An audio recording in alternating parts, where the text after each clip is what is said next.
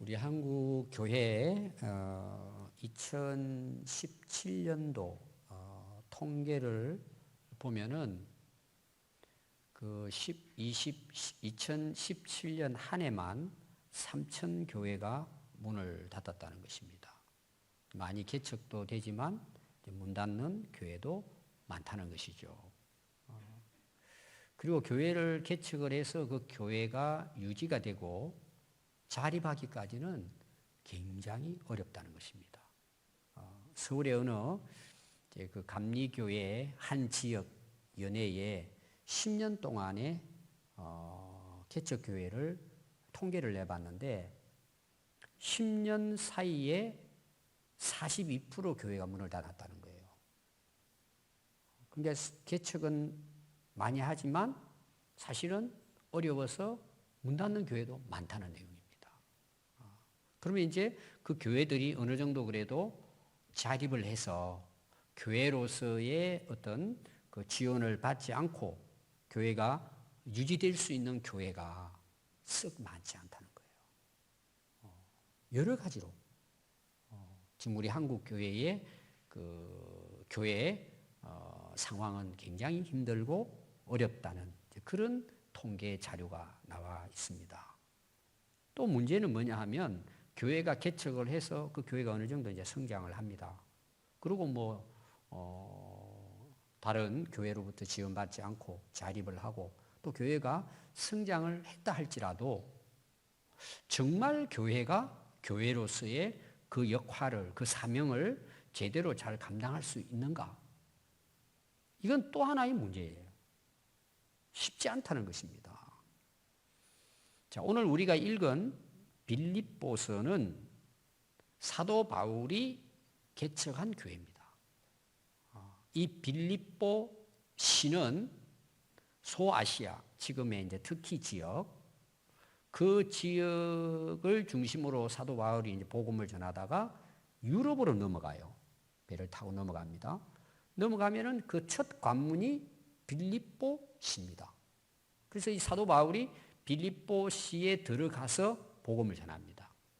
복음을 전하다가 거기에 장사꾼을 만나요. 그 루디아입니다. 이 루디아는 자주색 옷감 장사예요. 지금 들으면 그게 별것 아니지만 그 당시로는 그 옷을 그 물감을 들인다는 것은 굉장한 기술이었습니다. 그걸 물을 들인 자주색 옷감을 장사하는 오늘로 보면 이제 사업가죠. 그 루디아가 복음을 받아들이고 그리고 사도 바울을 자기 집으로 초청을 합니다. 복음을 전하는 동안에 우리 집에서 지내십시오. 그 부부가 함께 해서 그 집에 세워진 교회가 빌립보 교회입니다. 그리고 이제 사도 바울은 그 빌립보를 중심으로 해가지고 아래 이제 고린도라든지 그쪽 지역을 이제 복음화하는 그런 일들을 사도 바울이 하게 되죠. 근데 이 빌립보 교회가 이제 성장을 했습니다. 그런데 사도 바울이 감옥에 갇혀요. 로마 감옥에 갇힙니다. 거기에 2년 동안에 격리 수용이 된 거죠. 오늘의 이제 감옥은 약간 좀 다른 차원이겠지만 연금 상태예요. 밖을 나가지 못해요. 그 안에서만 그냥 자유롭게 생활을 하는 것입니다. 그리고 이제 로마의 정부로부터 이제 재판을 받는 그런 이제 기간입니다. 2년 동안. 얼마나 그 생활이 어렵겠어요. 또 다니면서 복음을 전해야 되는데 할 수도 없고.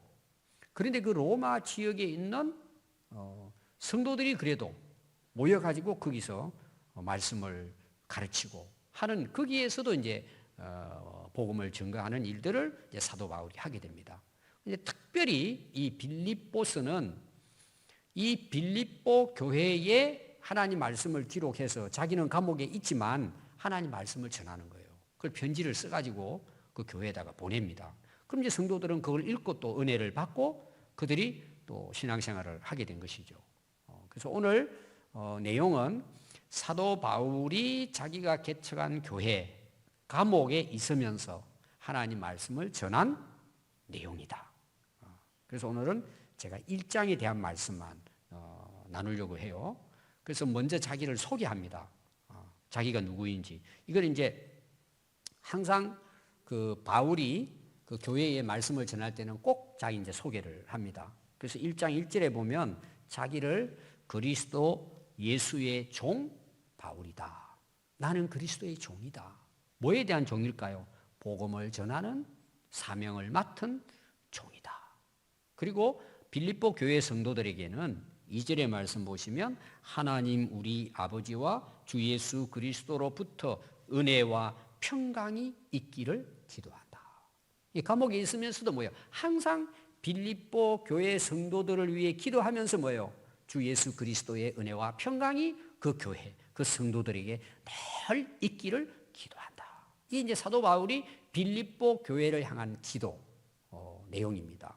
오늘도 여러분들에게 주 예수 그리스도의 은혜와 평강이 여러분들에게 있기 바랍니다. 그리고 이제 3절부터는 사도 바울이 빌립보 교회 성도들에 대한 자기 나름대로 그 감사하는 마음으로 그 쓴 내용이에요.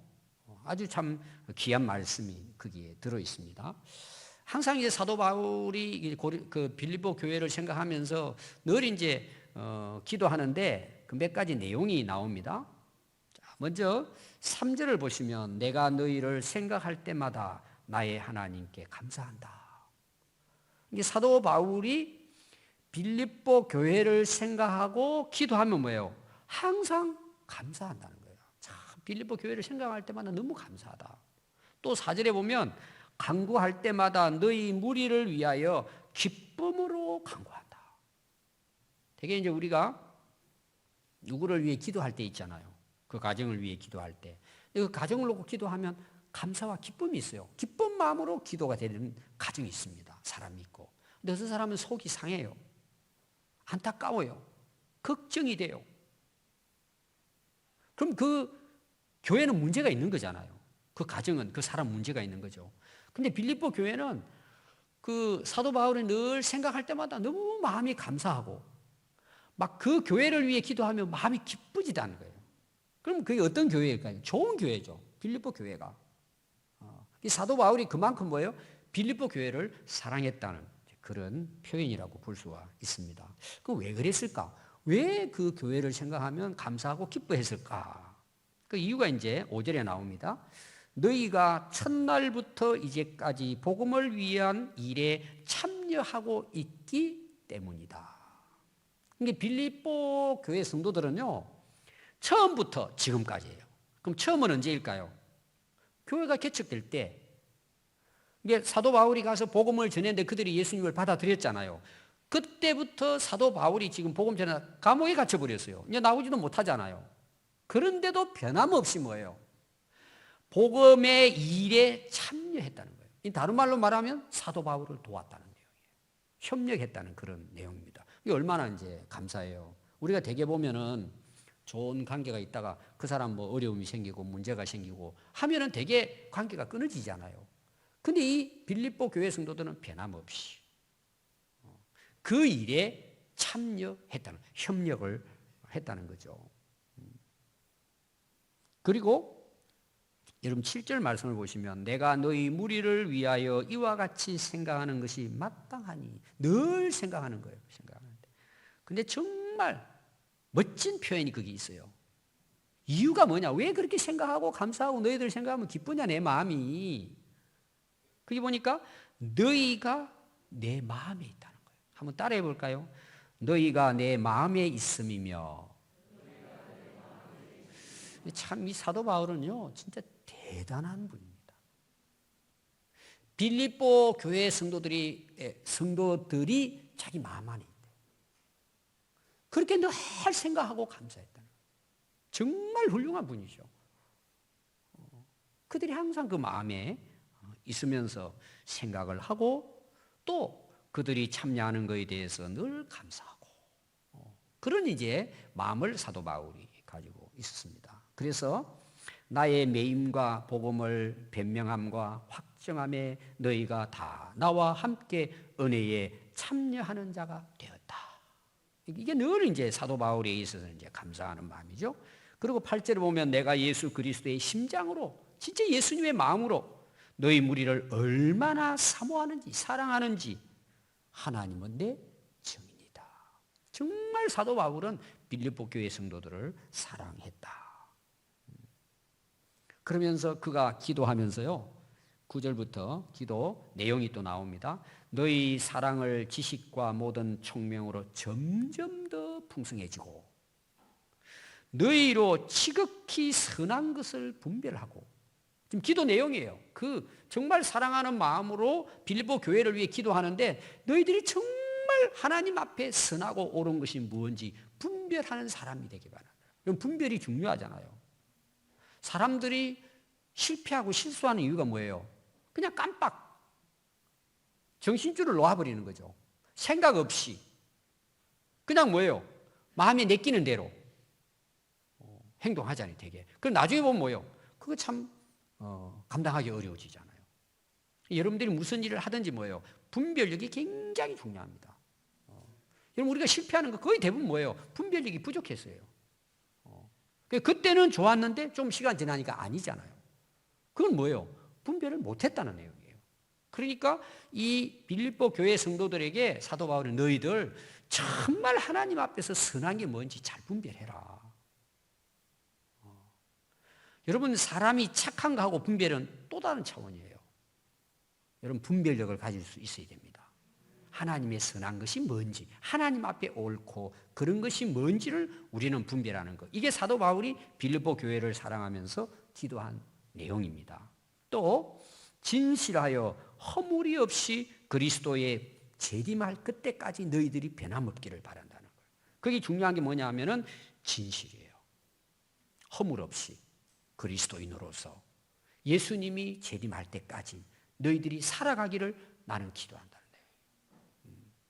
오늘 우리 그리스도인들이 이 땅에 살아가는데 여러분 세상에 그 생활을 하다 보면 어때요? 참 힘듭니다. 정말 하나님의 뜻대로 정말 우리가 진실되게 허물 없이 살아간다는 거 쉽지 않아요. 근데 사도 바울은 이걸 위해서 빌립보 교회 성도들에 늘 기도했다. 여러분 하늘나라 갈 때까지 또 예수님 재림하실 때까지 우리 주님 앞에서 바르게 삽시다. 그럼 이게 축복이에요. 얼마나 멋있어요. 그리고 마지막 이제 11절을 보면요. 예수 그리스도로 말미암아 의의 열매가 가득하여. 자, 우리 가을이 됐죠. 이제 과일 나무마다 열매가 맺잖아요. 이제 주수도 거의 다 끝나고 거두드렸죠. 제가 우리 뒷밭에다가 과일 나무를 계속 이제 심습니다.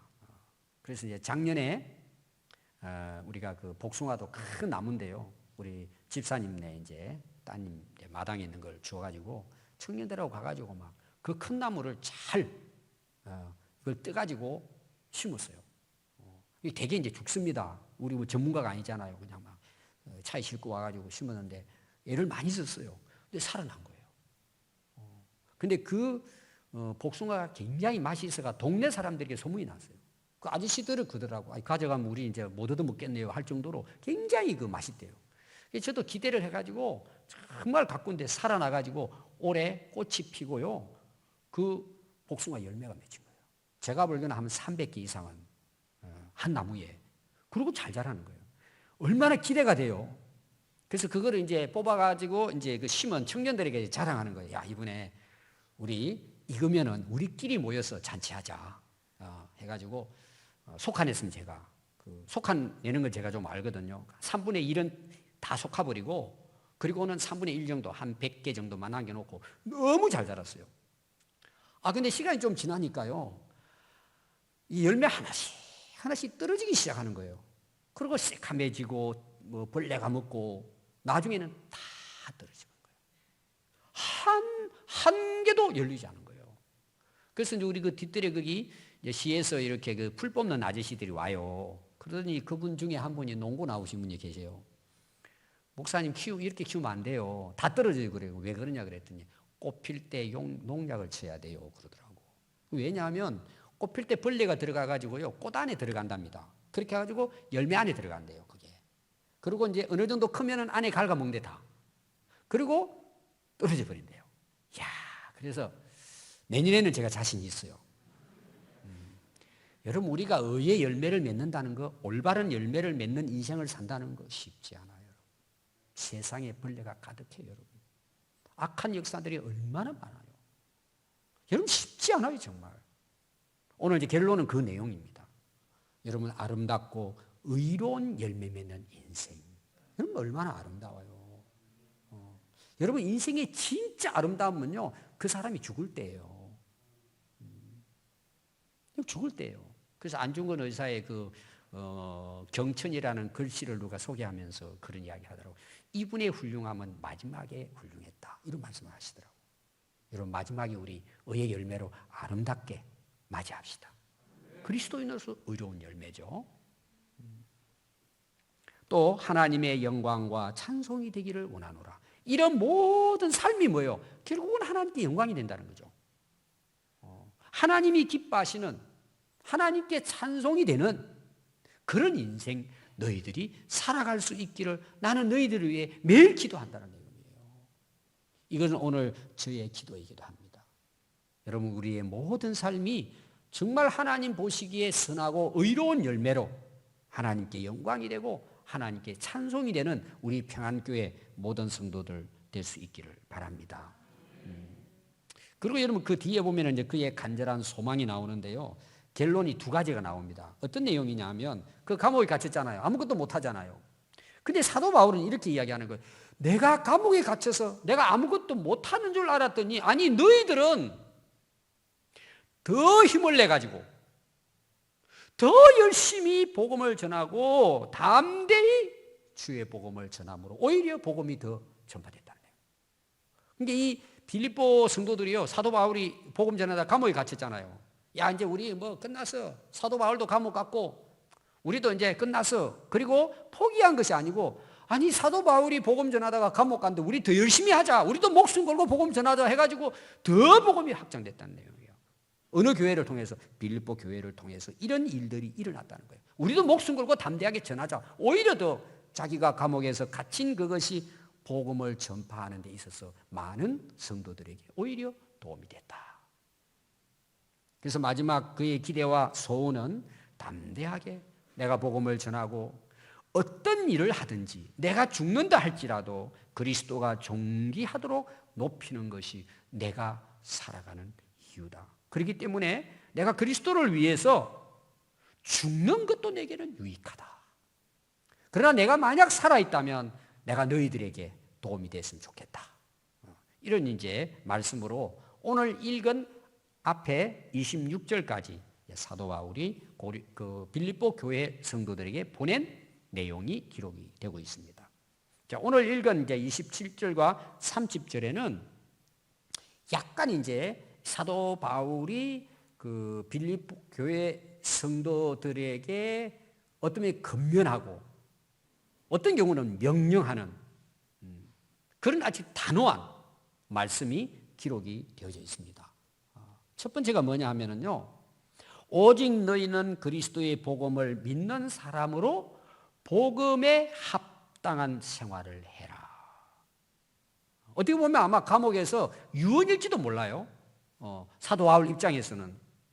그럼 거기 내용이 뭐예요? 너희들이 진짜 오직 그리스도의 복음을 믿는 그리스도인이라면 너희들은 복음에 합당한 열매를 맺어야 되지 않느냐? 자, 이걸 제가 풀이하면 이런 거예요. 너희들이 정말 예수님을 알고 예수님이 우리의 구주가 되시고 예수님이 우리를 위해 십자가에 돌아가 주시고 예수님이 죽은 후에 3일 만에 부활하신 메시아라는 사실을 너희들이 믿고 구원을 받았다면 그 은혜를 안다면 거기에 맞는 생활을 해야 맞지 않느냐는 거예요. 그리고 우리가 또 예수를 믿으면 뭐예요? 우리가 죽었던 우리가 살아나서 하나님의 자녀로 거듭납니다. 그럼 우리가 하나님의 자녀가 됐으면 뭐예요? 자녀답게 살아야죠. 그렇게 살아라는 내용이에요. 너희들이 정말 복음을 통해서 거듭나고 구원받고 하나님의 자녀가 됐다면 거기에 합당한 생활을 하는 것이 옳지 않느냐는 것입니다. 여러분, 그 세례 요한이 복음을 전할 때 많은 사람들이 와서 이제 세례를 받습니다. 근데 이제 바리새인들이 와가지고 세례를 받으려고 찾아오잖아요. 그때 세례 요한이 이런 말을 했어요. 너희들 회개에 합당한 열매를 맺으라는 거예요. 여러분, 열매가 뭐예요? 변하잖아요. 나무를 심었는데 전에는 열매가 맺지 않았어요. 뭐 우리가 그런 뭐 그냥 들판에 그냥 씨 떨어지면 나는 거는 그 상품 가치가 없거든요. 그럼 그걸 상품으로 만들려면 접을 붙여야 되잖아요. 그래서 그 잘라버리고 좋은 그 나무에 그 순을 가져와가지고 거기다 접을 붙입니다. 그럼 나중에 뭐가 돼요? 거기는 그 순에 원래 좋은 종자 열매가 맺습니다. 대부분 이제 그 가수원 같은데 그렇게 종자를 좋은 걸 가져와 접을 붙여서 그 농사를 짓거든요. 그럼 우리는 원래 뭐예요? 돌감난나무잖아요. 못 먹는 열매 맺잖아요. 근데 예수님을 믿음으로 뭐예요? 우리가 예수님께 접붙임이 되는 거예요. 우리가 복음으로 거듭났단 뭐예요? 당연히 거기에 맞는 열매가 맺는다는 거예요. 그게 합당한 열매란 말이에요. 생활이란 말이에요. 당연히 그렇게 돼야 된다는 내용이에요. 너희들은 변함없이 그렇게 믿는 자로서 복음에 합당한 생활을 하도록 해라. 이 명령을 하는 거예요. 두 번째 내용은 오직 서로 한 마음과 한 뜻으로 복음에 합당한 생활을 위해 서로 협력해라. 서로 하나 되라는 거예요. 그래서 5절에도 보면 그 사도 바울이 감사한 내용이 뭐예요? 너희들은 처음부터 끝까지 지금까지 복음의 일에 너희들 함께 참여해 줬다 그랬죠. 참 훌륭한 교회죠. 그러면서 빌립보 교회는 하나가 되라. 마음도 하나, 뜻이 하나가 돼서 하나님의 복음을 전하는 일에 서로 협력하도록 해야 된다. 여러분 진짜요. 오직 복음에 기초된 교회, 복음 안에서 거듭난 성도들은요. 뭘 위해 하나가 되어야 될까요? 뭘 위해 협력해야 돼요? 주의 복음을 위한 거예요. 하나님의 나라를 위해서 협력을 하는 거예요. 다 여러분 생각이 다르잖아요. 살아온 삶도 다 달라요. 또 성격도 다 달라요. 하는 일도 다 달라요. 근데 우리가 정말 복음 안에서 거듭난 하나님의 백성이라면 교회는 뭐의 마음과 뜻이 하나가 되어야 돼요? 주의 복음 전하는 일에 하나가 되어야 된다는 거예요. 협력해야 된단 말이에요. 여러분 그런 교회는 어떨 것 같아요? 지금도 하나님의 역사를 이룹니다. 하나님은 지금도 그런 교회 그 성도들을 통해서 하나님의 나라를 확장해 가십니다. 여러분 한번 생각해 보십시오. 여러분들이 정말 복음을 통해서 거듭나서 하나님의 자녀고 그리스도인이라면 여러분 우리가 모여있는 이 그리스도의 공동체 안에 내가 교회를 위해 뭘 협력해야 될 것인가? 오늘 여러분들이 한번 생각해 보십시오. 또 실제로 여러분들이 나는 어떻게 지금 협력하고 있는가? 한번 여러분 잘 생각해 보세요. 여러분 사람마다 다 다르잖아요. 다양하잖아요. 은사도 다릅니다. 자기가 좋아하는 것도 다르고 다 달라요. 자기가 가지고 있는 재능, 자기가 가지고 있는 능력, 자기가 가지고 있는 재정, 자기가 가지고 있는 실력, 자기에게 주어진 시간, 여러 각자 크고 작은 일에 있어서 우리가 할 수 있는 일들이 있단 말이에요. 여러분 그걸 찾아야 돼요. 그럼 왜 우리가 그 교회를 위해서 그런 자기의 은사를 가지고 협력을 해야 돼요? 주님의 복음이 증거되도록 하기 위한 거예요. 영혼을 살리는 거죠. 나라를 살리는 길이에요. 그래서 오늘 여러분들이 이 말씀을 들으면서 여러분들이 기도하면서 나는 교회를 위해서 어떤 면에서 협력해야 될까? 근데 그 협력의 목적이 뭐라고요? 오직 주님의 복음을 위한 거예요. 하나님의 나라를 위한 거예요. 하나님의 영광을 위한 거예요. 그러면 성격도 다르고 여러 가지 상황이 다르지만 뭐예요? 교회는 하나가 될 수 있어요. 여러분 교회가 뭘 하나가 돼야 돼요? 하나님 나라 복음을 위해서 하나가 돼야죠. 사도 바울이 이것을 뭐예요? 계속해서 빌립보 교회가 바른 교회로 세워질 수 있도록 이걸 명령한 거예요. 너희들은 이 복음을 위해 모두가 한 마음 한 뜻으로 서로 협력을 하라고 당부를 했던 것입니다. 자, 세 번째 내용은 뭐냐 하면요. 오직 무슨 일에든지 복음에 합당한 생활을 하긴 하는데 문제가 생깁니다. 방해꾼이 생겨요. 대적자들이 일어납니다. 그래서 그들을 두려워하지 말라는 거예요. 여러분 우리가 복음을 전하잖아요. 그러면은 대적자가 생깁니다. 그 대적자가 누굴 것 같아요?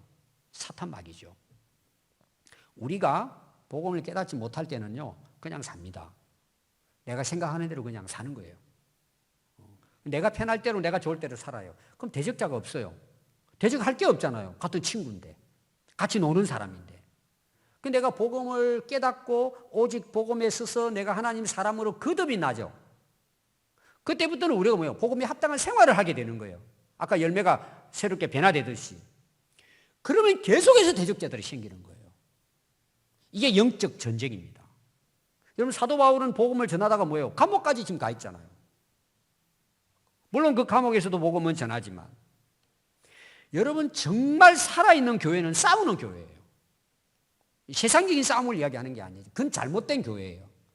정말 복음으로 복음을 위한 삶을 살아가는 교회는 계속해서 전쟁을 치릅니다. 이 전쟁이 영적 전쟁입니다. 보이지 않는 전쟁이에요. 이걸 싸워야 된다는 거예요.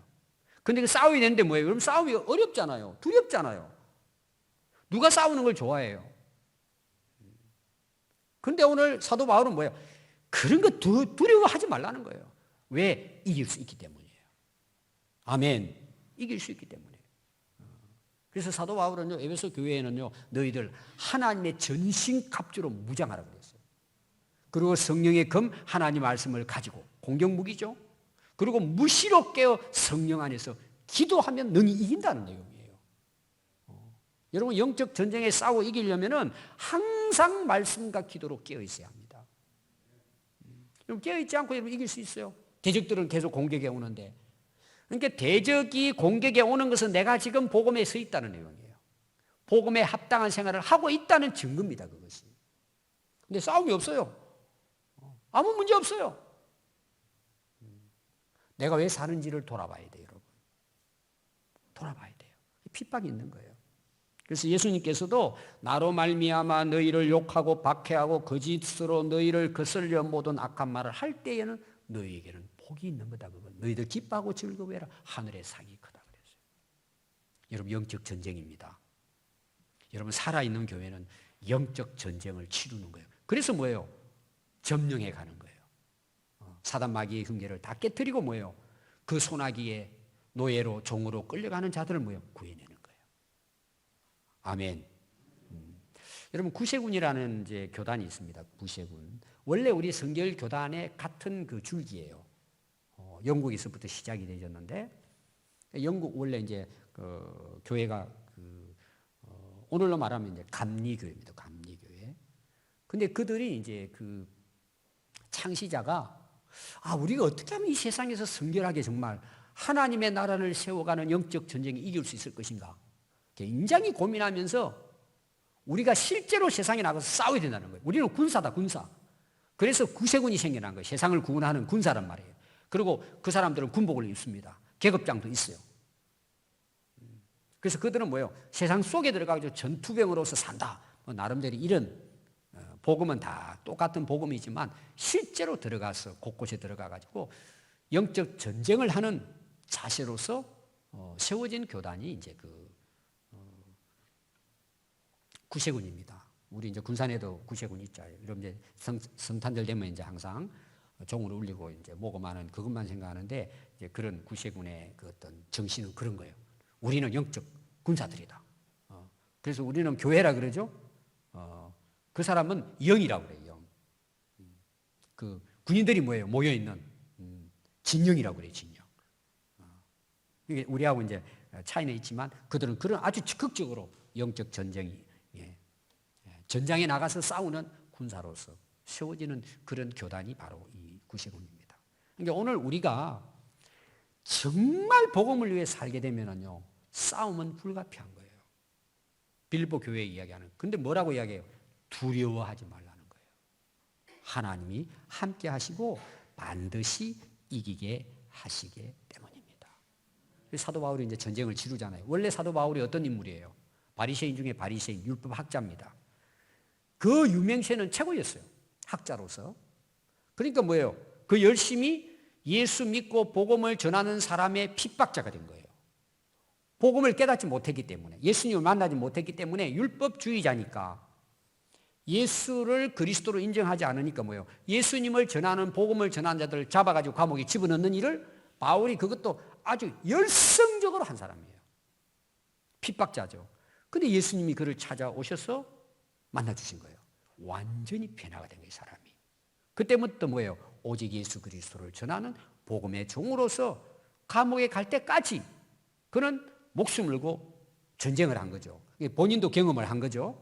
본인이 핍박자였기 때문에 수없이 많은 핍박을 받으면서 고난을 받으면서 매를 맞으면서 수없이 많은 죽음의 위기를 맞이하면서도 뭐예요? 당당하게 주의 복음을 전함으로 이 빌립보 교회도 세워지고 로마 교회도 세워지고 고린도 교회도 세워지고 수많은 곳에 하나님의 교회가 세워져 왔던 것입니다. 그래서 사도행전 20장 24절에 보면 내가 달려갈 길과 주 예수께 받은 사명 곧 하나님의 은혜의 복음을 증언하는 일을 마치려 하면은 나의 생명조차 조금도 귀한 것으로 여기지 아니하노라. 이 복음을 깨닫고 나서 보니까 뭐예요? 생명 걸 수 있는 가장 가치 있는 삶이 뭐예요? 복음 증거다. 그 사도 바울은 복음의 증인으로서 평생을 살다 갔습니다. 자, 어제가 11월 31일이죠. 종교개혁주일입니다. 1517년 10월 31일 그 당시 가톨릭 신부였던 마틴 루터가 캐톨릭의 잘못된 말씀에 떠난 95개 조항을 기록을 해서 비텐베르크 성당 앞에다가 정문에다가 그걸 부착을 했습니다. 그러고는 뭐예요? 우리 성경으로 돌아가자. 우리 회개합시다. 회개 운동을 일으켰어요. 근데 어마어마한 파장이 일어난 거예요. 전 유럽의 교회가 그동안에 쌓여있던 것들이 폭발이 된 거예요. 그래서 종교개혁이 일어난 거예요. 그래서 오늘날 우리 교회를 가리켜서는 이제 개혁교회, 개신교, 기독교를 그렇게 부릅니다. 근데 사람들이 그걸 이제 오해하는 게 있어요.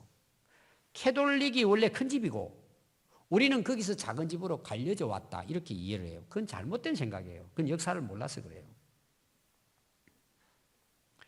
여러분 사도 바울이 유대인이죠. 근데 그 유대인으로서 율법주의자가 되다 보니까 예수님을 제대로 알지 못하고 오히려 핍박을 했죠. 그리고 사도 바울이 복음을 깨닫고 난 이후에 뭐예요? 예수 그리스도의 복음을 위해서 그가 뭐예요?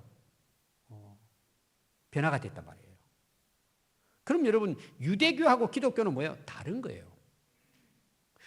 유대교에서 기독교가 파생된 게 아니란 말이에요.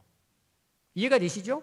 그러면 루터가 종교개혁을 한 것은 그동안에 가톨릭 교회가 변질되고 변질돼서 결국은 성경을 떠나고 자기들의 어떤 그 종교적인 간섭이라든지 전통이라든지 자기들의 해석에 의해 가지고 가톨릭 교회가 중세에 타락돼 버렸단 말이에요.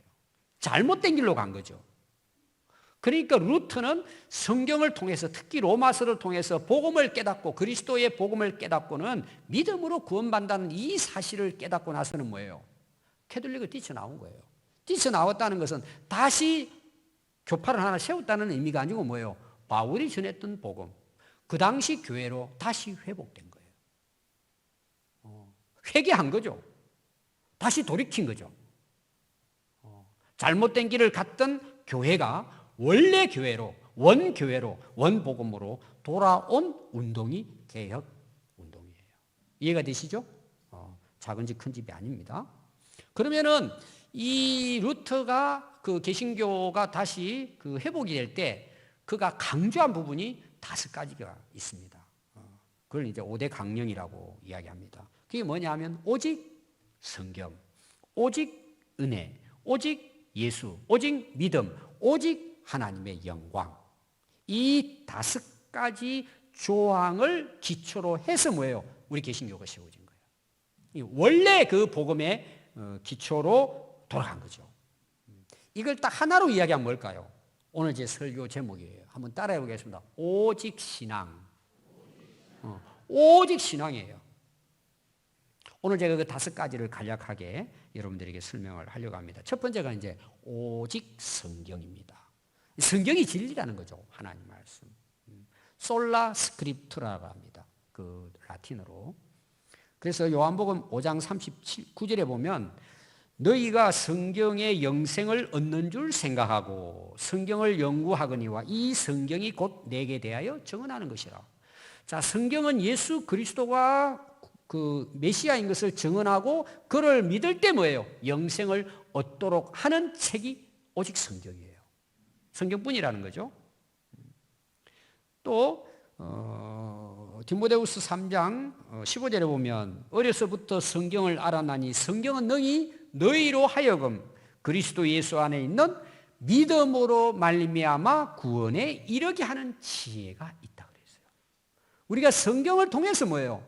예수님을 믿고 구원에 이를 수 있다는 것입니다. 자, 두 번째 이제 그 강조점이 뭐냐면 오직 그리스도입니다. 솔라 크리스투스입니다.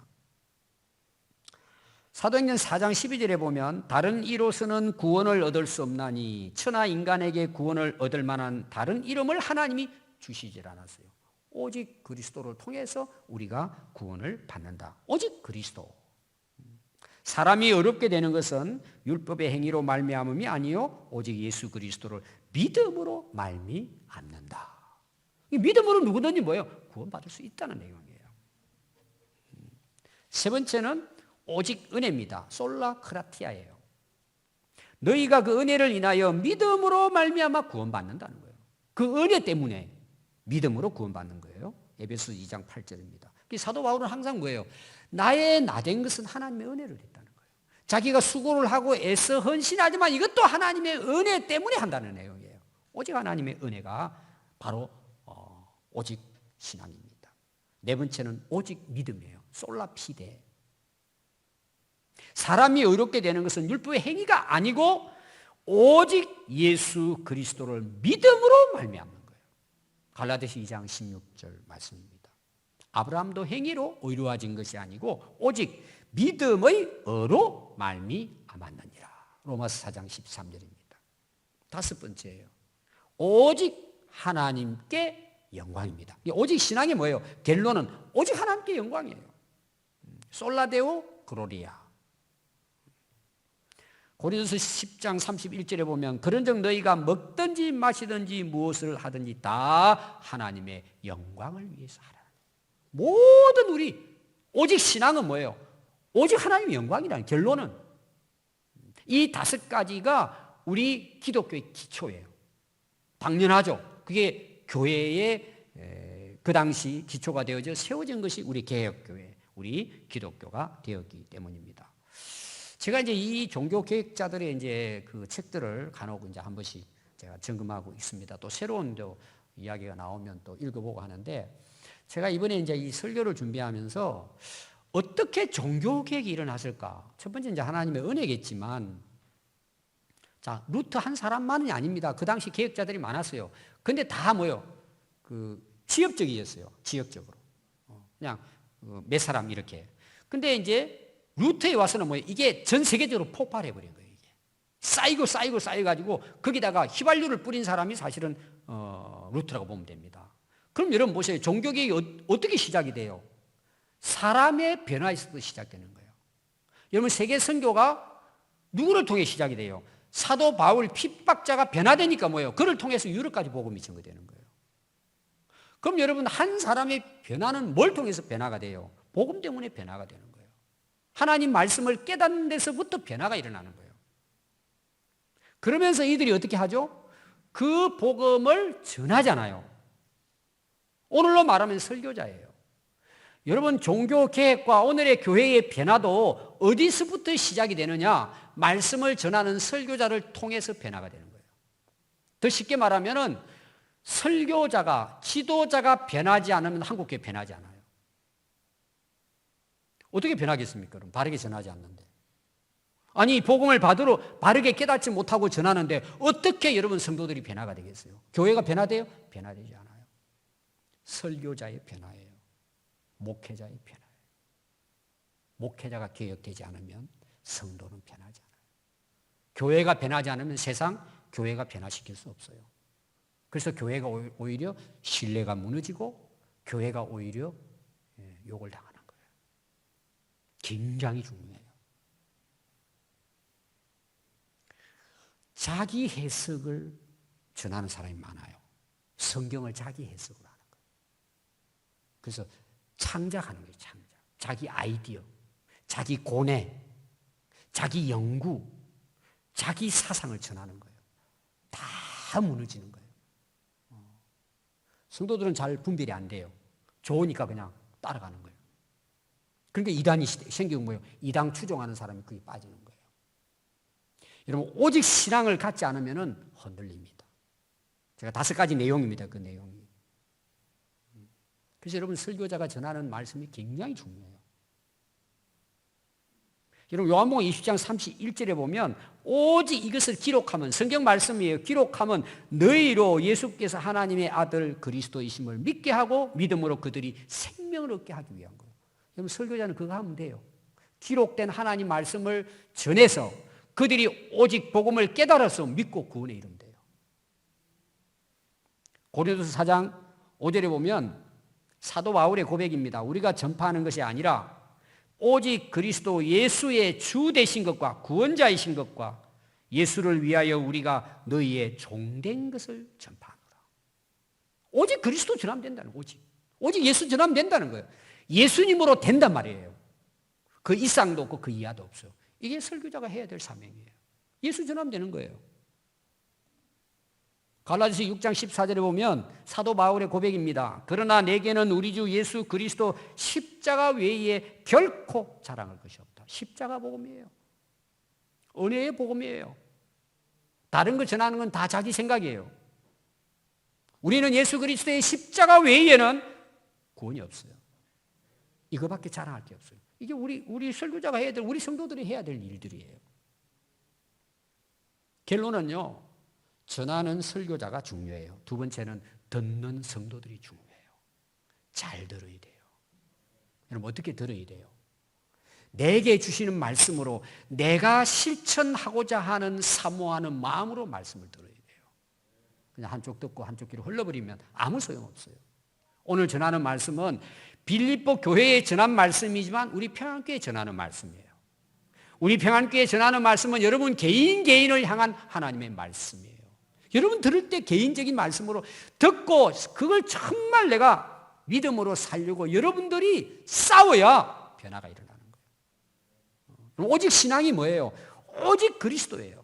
오직 하나님의 말씀이에요. 오직 은혜예요. 오직 믿음이고 그걸 통해서 하나님께 영광을 돌리는 것이 오직 신앙의 결론이에요. 여러분 신앙생활 앞으로 어떻게 하시기를 원하십니까? 오직 신앙 가지셔야 합니다. 이것만이 우리가 세상과 싸워 승리하는 길이고 하나님께 영광이 되는 길입니다. 이 믿음으로 여러분 끝까지 승리할 수 있기를 바랍니다. 기도하겠습니다.